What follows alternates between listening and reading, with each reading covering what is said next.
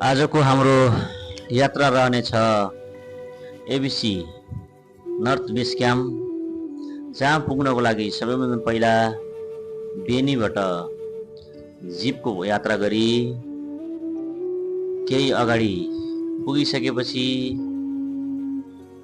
जहाँबाट हामीले पैदल यात्रा सुरुवात गर्नेछौँ। सबैभन्दा पहिला हामीले एउटा जिपको व्यवस्था गरी त्यसमा यात्रा सुरुवात गरेका छौँ।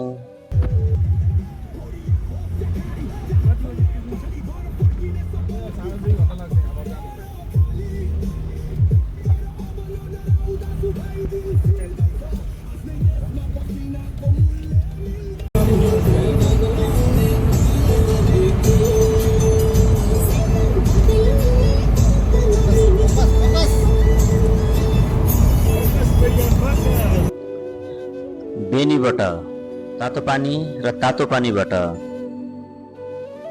उत्तर पूर्वी हुँदै हामी लगभग 2.5-3 घण्टाको गाडीको यात्रा गरिसकेपछि हुम खोला भन्ने ठाउँसम्म पुग्नेछौँ, जहाँबाट हामीले गाडीको यात्रालाई त्यहाँ अन्त्य गरी त्यहाँबाट हामीले पैदल यात्रा सुरुवात गर्नुपर्ने हुन्छ।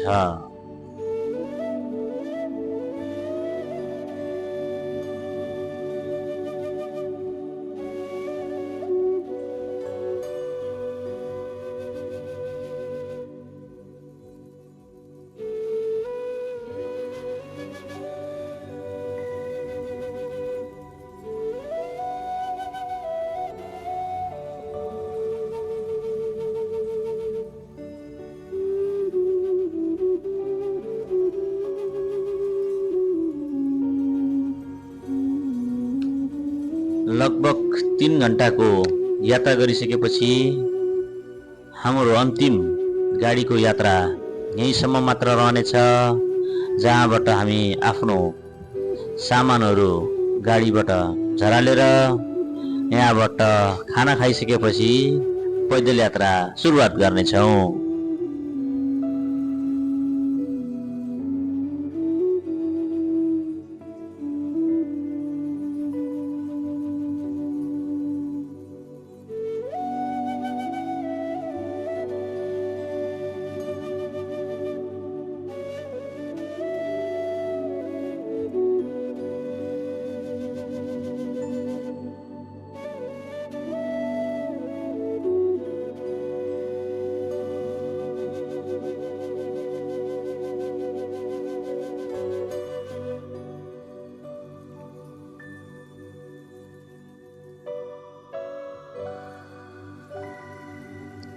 केही बेर रोकेर यहाँ रहेको होटेलमा खाना खाइसकेपछि यहाँ रहेको प्रवेशद्वारबाट हामीहरू पैदल यात्रामा निस्कियौँ।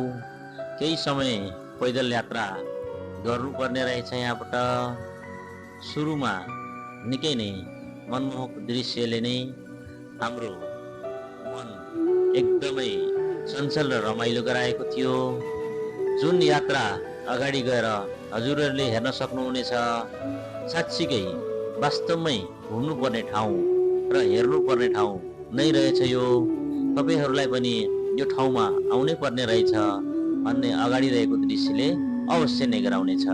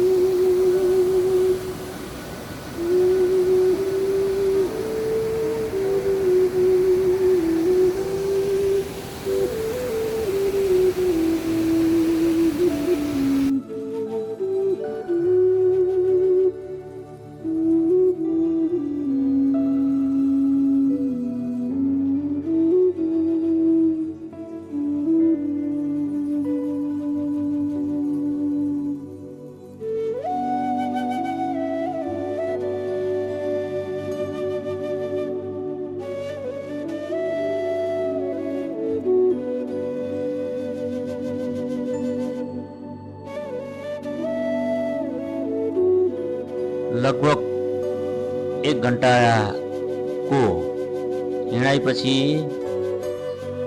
मसँगै आएका साथीहरू र अन्य पैदल यात्रीहरू पनि यहाँ आराम गरिसकेपछि हामीले हाम्रो यात्रा फेरि यहाँबाट निरन्तर सुरुवात गरि नै राख्यौँ।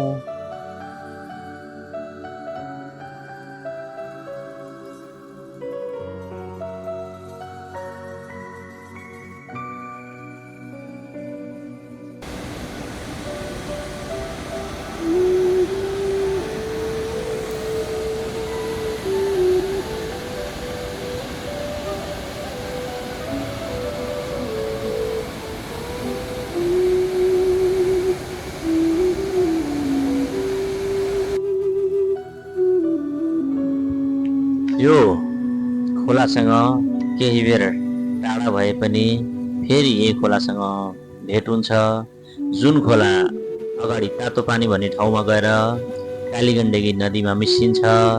जसरी अहिले हेर्दा निलो र सफा पानी देखिए पनि कालीगण्डकीमा मिसिएपछि यो पनि कालीगण्डकीकै रूपमा परिणत हुँदो रहेछ।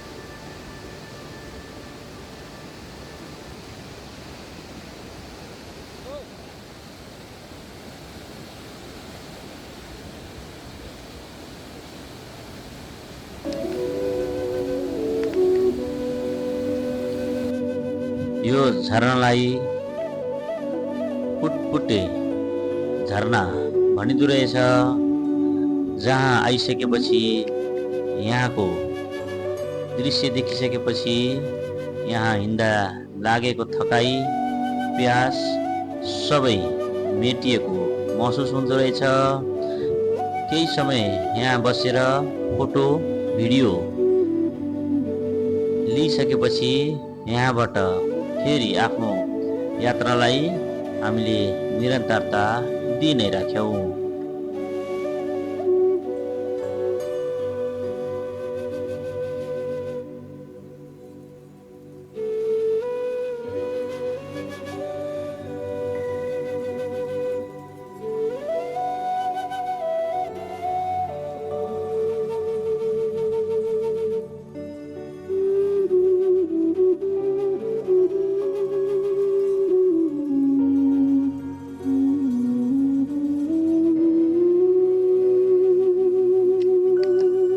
हामीले आजको यात्रालाई यहीँ बिट मार्दै हामी सन्धि खर्क भन्ने ठाउँमा रहेको यो होटेलमा बास बस्यौँ र फेरि पुनः अर्को दिन हामी यो होटेलबाट आफ्नो यात्रा सुरुवात गर्दै अगाडि बढी नै राख्यौँ।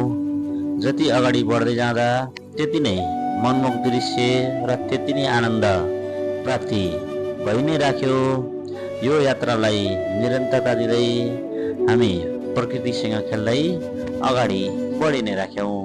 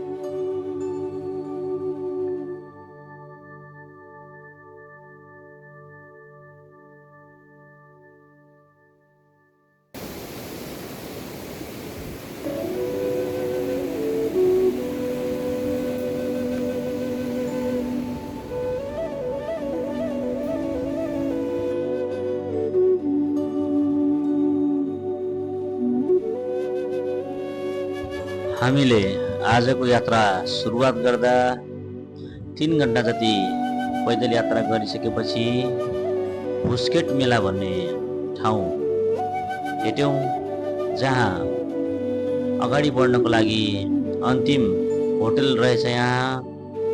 यहाँबाट करिब 3 घण्टा यात्रा गरिसकेपछि हामी आफ्नो गन्तव्यमा पुग्नेछौँ।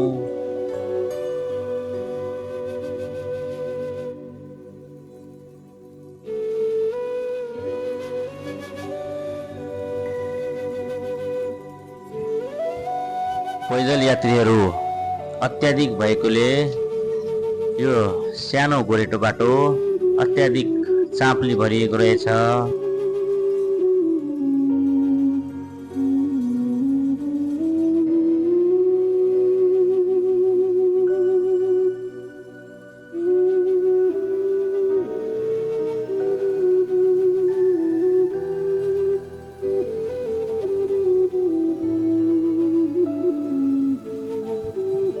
आजको दिन हामीले 6 घण्टा पैदल यात्रा गरिसकेपछि हामीले आफ्नो गन्तव्य प्राप्त गर्यौँ, जहाँबाट यो ताल र यो हिम श्रृङ्खला हामीले स्पष्ट आफ्नो अगाडि नै देख्न पायौँ। जहाँ हामीले एक रात यहाँ रहेको होटलमा बास बसिसकेपछि आफ्नो मनलाई शान्त पारिसकेपछि फेरि पुनः अर्को दिन हामी फर्कियौँ।